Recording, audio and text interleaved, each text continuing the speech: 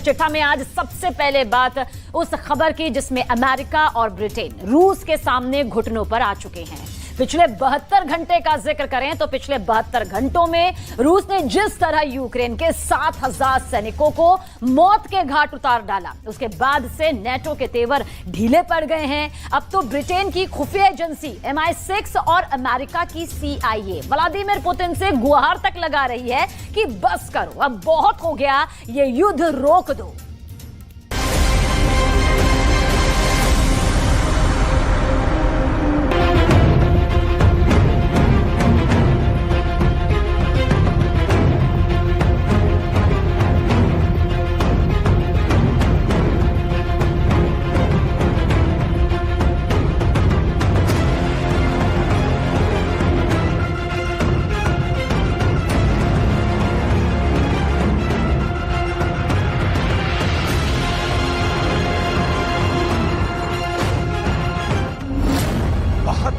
घंटे में मारे 7,000 सैनिक। कुछ डिफेंस एक्सपर्ट्स के मुताबिक अगर भीषण जंग अगले 60 दिन तक और चली तो युद्ध में न सिर्फ यूक्रेन की बेहद भयानक हार होगी,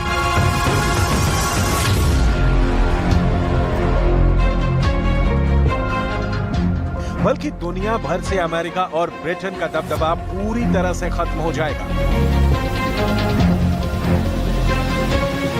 रूस ने 17 महीने से ज्यादा की जंग में यूक्रेन को रौंद कर फेंक दिया है। अभी तक यूक्रेन के कीव समेत 13 शहरों को रूसी सेना के हमलों ने तबाह करके रख दिया है। अब हालात ये हो गए हैं कि ब्रिटेन की सीक्रेट इंटेलिजेंस सर्विस MI6, जिसे मिलिट्री इंटेलिजेंस के नाम से भी जाना जाता है, उसने गुप्त रूप से पुतिन के सामने हैरान करने वाला प्रस्ताव रखा है। जानकारों के मुताबिक ब्रिटेन की जासूसी संस्था MI6 का ये युद्ध प्रस्ताव हारते यूक्रेन और नेटो की ताकत की पोल खोल रहा है। यही नहीं, ब्रिटेन के अलावा अमेरिका की CIA यानी केंद्रीय खुफिया एजेंसी भी पुतिन के सामने गिड़गिड़ाने लगी है।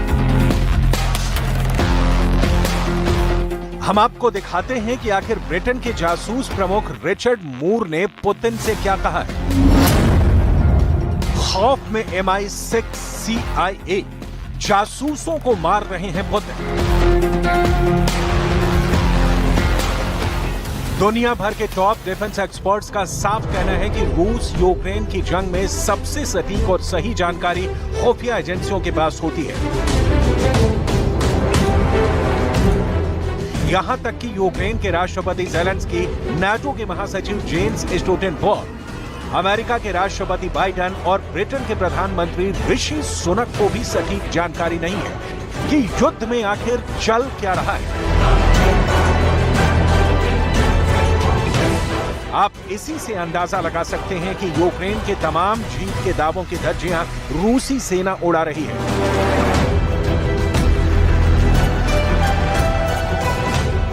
पश्चिमी मीडिया में यहां तक दावा किया गया है कि पिछले 72 घंटे में पुतिन के स्टॉर्म जेड हमलों में यूक्रेन के 7,000 सैनिक मारे गए हैं।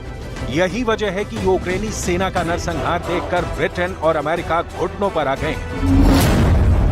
मर रहा है यूक्रेन, घुटनों पर अमेरिका, ब्रिटेन। रूस के कब्जे वाले क्राइमिया पुल पर जब से यूक्रेन ने हमला किया है तब से पुतिन हर 24 घंटे में 300 हमले का आदेश दे दिया है।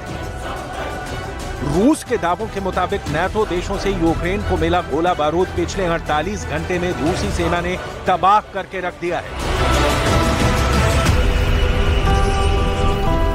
खार्किव के 350 वर्ग किलोमीटर इलाके पर रूस के सबसे नए और घातक 1 लाख सैनिकों ने हमले शुरू कर दिए हैं। हैरानी की बात तो यह है कि रूस के इस हमले में 900 टैंक और 555 तोपें शामिल हो चुकी हैं। शायद यही वजह है कि अब ब्रिटेन की MI6 के जासूस प्रमुख रिचर्ड मूर ने यूक्रेन संघर्ष के बीच पुतिन को ऑफर भेज दिया है। जरा देखिए ब्रिटेन के जासूस प्रमुख रिचर्ड मूर ने पुतिन से क्या कहा है। खौफ में MI6 CIA जासूस को मार रहे पुतिन। ब्रिटेन के MI6 के प्रमुख रिचर्ड मूर ने पुतिन के रूस से गुहार लगाई है। खुफिया प्रमुख ने रूस से कहा है कि ब्रिटेन युद्ध में भयानक खून खराबा रोकने के लिए रूस की मदद करने के लिए तैयार है। रिचर्ड मूर ने यहां तक कहा है कि ब्रिटेन युद्ध रोकने के लिए रूस से हाथ मिलाने को तैयार है। ब्रिटेन की तरह 2 महीने पहले अमेरिका की CIA ने भी पुतिन से हाथ मिलाने का ऑफर दिया था।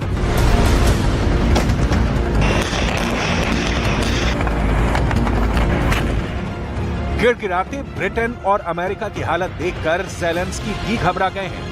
कल तक जो ज़ेलेंस्की जीत के दावे कर रहे थे, वो ज़ेलेंस्की अब दुनिया को बता रहे हैं कि रूस यूक्रेन का वजूद मिटाने पर उतारू हो गया है।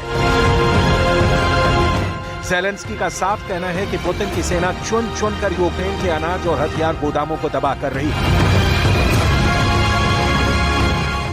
Цей удар терористів доводить, що їхня мішень не лише Україна і не лише життя наших людей. У портах, які були атаковані, сьогодні зберігалося близько 1 мільйона тонн продовольства. Саме той обсяг, який вже давно мав би бути доставлений в країни-споживачі в Африці, в Азії.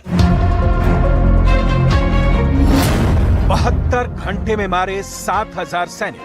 अब सवाल उठता है कि आखिर अमेरिका और ब्रिटेन की खुफिया एजेंसियां पुतिन को पटाने पर क्यों लगी हैं?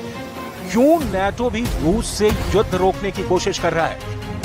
इस सवाल का जवाब है पिछले 72 घंटे में जिस तरह से पुतिन की सेना ने यूक्रेनी सेना को दक्षिण और पूर्वी यूक्रेन में बुरी तरह से रौंदा है, वो हैरान करने वाला है। पश्चिमी मीडिया तो यहां तक दावा करने लगी है कि यूक्रेनी जनरल राष्ट्रपति ज़ेलेंस्की को यही समझा नहीं पा रहे हैं कि पिछले 6 हफ्तों यानी 45 दिन से चल रहा यूक्रेन का काउंटर अटैक रूसी सेना के सामने फेल क्यों हो रहा है। जरा देखिए रूस के स्टॉर्म जेड हमलों का सामना करने के लिए यूक्रेनी सेना अपने हमले में क्या बदलाव कर रही है। पश्चिमी मीडिया के मुताबिक नाटो के घातक टैंक, तोप, रॉकेट और एयर डिफेंस सिस्टम, क्रूज मिसाइलें रूसी सेना के हमलों के सामने नाकाम साबित हो रही हैं। पुतिन के सैनिक बड़ी बेरहमी से यूक्रेन के सैनिक और रिहायशी इलाकों पर हमले कर रहे हैं। रूस से चल रहे युद्ध के बीच यूक्रेनी सैनिक अपना वॉर प्लान बदलने को मजबूर हो गए। वॉल स्ट्रीट जर्नल की रिपोर्ट में दावा किया गया है कि रूस की फर्स्ट डिफेंस लाइन को भी यूक्रेनी सेना तबाह नहीं कर पाई है। पश्चिमी देश भी यूक्रेन की सेना पर सवाल उठा रहे हैं कि यूक्रेन का काउंटर अटैक बेहद धीमा और फेल हो रहा है। हैरानी की बात तो यह है कि यूक्रेन के जिन सैनिकों को नाटो देशों ने ट्रेनिंग दी थी, वो यूक्रेनी सैनिक भी रूसी सेना के सामने टिक नहीं पा रहे हैं। अमेरिका, ब्रिटेन, जर्मनी समेत नाटो के सभी 31 देशों का मानना है कि सीधी जंग में अब यूक्रेन रूस को नहीं हरा पाएगा।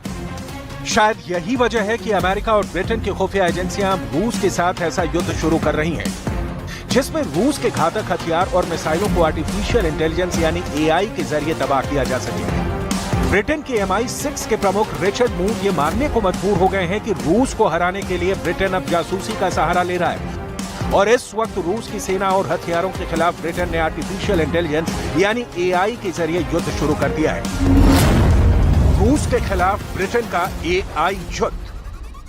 My teams are now using AI to augment, but not replace, their own judgment about how people might act in various situations. They're combining their skills with AI and bulk data to identify and disrupt the flow of weapons to Russia for use against Ukraine. खौफ में MI6 CIA जासूस को मार रहे Putin. लेकिन सवाल उठता है कि 70 साल के पुतिन और उनके माहिर जनरलों के सामने ब्रिटेन और अमेरिका का जासूसी युद्ध टिक पाएगा या नहीं। जानकारों के मुताबिक पुतिन से माहिर जासूस और जुनूनी लीडर नाटो के 31 देशों के पास नहीं है। यही वजह है कि जहां ब्रिटेन आर्टिफिशियल इंटेलिजेंस यानी AI के जरिए रूस को हराने की कोशिश कर रहा है, तो वहीं अमेरिका क्लस्टर बम से रूसी सेना को तबाह करना चाह रहा है। जरा इस वीडियो को देखिए। दावा किया जा रहा है कि अमेरिका से आए क्लस्टर बम यूक्रेन के बखमूत में पहुंच चुके हैं। ये वही पूर्वी यूक्रेन का बखमूत है जिसके बड़े इलाके पर रूसी सेना का कब्जा है। वीडियो में आप साफ देख सकते हैं कि यूक्रेन को लड़ाकू विमान और तोप से दागने वाले क्लस्टर बम दिए गए हैं। यूक्रेन भी सबसे ज्यादा क्लस्टर बम से हमले अपनी घातक तोपों के जरिए करेगा। वीडियो में साफ देखा जा सकता है कि एक बड़े क्लस्टर बम में गेंद की तरह दिखने वाले सैकड़ों बम हैं, जो जमीन पर गिरते ही सैनिकों के चीखड़े उड़ा देते हैं। एक क्लस्टर बम में आमतौर पर गेंद की तरह 88 से 100 बम होते हैं। अमेरिका को लगता है कि अब यूक्रेन रूसी सेना को क्लस्टर बम के जरिए ही हरा पाएगा। लेकिन पुतिन ने बिल्कुल साफ कर दिया है कि यूक्रेन को क्लस्टर बम देकर नाटो ने तबाही और बर्बादी को बुलावा दे दिया है। Оценку этим боеприпасам дала сама администрация Соединенных Штатов устами своих сотрудников некоторое время назад, когда использование кассетных боеприпасов было названо самой администрацией США преступлением. Вот я думаю, к этому так и надо относиться. हैरानी इस बात की है कि यूक्रेन को अब तक नाटो 20 लाख करोड़ के हथियार दे चुका है, 400 से ज्यादा टैंक दे चुका है, हिमार्स और पैट्रियट मिसाइल सिस्टम यूक्रेन के पास मौजूद है। दुनिया में सबसे ज्यादा एंटी टैंक मिसाइलें यूक्रेन के पास पहुंच चुकी हैं। उसके बावजूद अब रूस के खिलाफ नाटो को युद्ध में क्यों कूदना पड़ रहा है? इसके पीछे की कई वजह डिफेंस एक्सपर्ट्स बता रहे हैं। इन वॉर एक्सपर्ट्स का दावा है कि यूक्रेनी सेना नाटो के हथियारों को बर्बाद कर रही है। जरूरत से ज्यादा गोला बारूद रूसी सैनिकों पर काफी दूर से दाग रही है, जिसकी वजह से रूस को नुकसान बहुत कम हो रहा है। जर्मनी, ब्रिटेन और अमेरिका से मिला तोपखाना और टैंक भी यूक्रेनी सैनिक जानबूझकर खराब कर रहे हैं, जिसकी वजह से रूसी सेना लगातार यूक्रेन पर हावी हो रही है और इस जंग का सीधा दबाव अब नाटो की प्रतिष्ठा पर पड़ रहा है। हारते यूक्रेनी सैनिकों की वजह से ही नाटो को 1 जुलाई को चेतावनी देनी पड़ी थी कि यूक्रेन को तभी घातक हथियार और F-16 जैसे फाइटर जेट मिलेंगे जब रूस के खिलाफ यूक्रेन अपने काउंटर अटैक से ताकत दिखाएगा। लेकिन इधर ज़ेलेंस्की रट लगाए हुए हैं कि जब तक यूक्रेन को नाटो में शामिल नहीं किया जाता, तब तक यूक्रेन को घातक हथियार और हर हफ्ते 1 लाख तोप के गोले नहीं मिलते, तब तक यूक्रेन काउंटर अटैक तेज नहीं करेगा।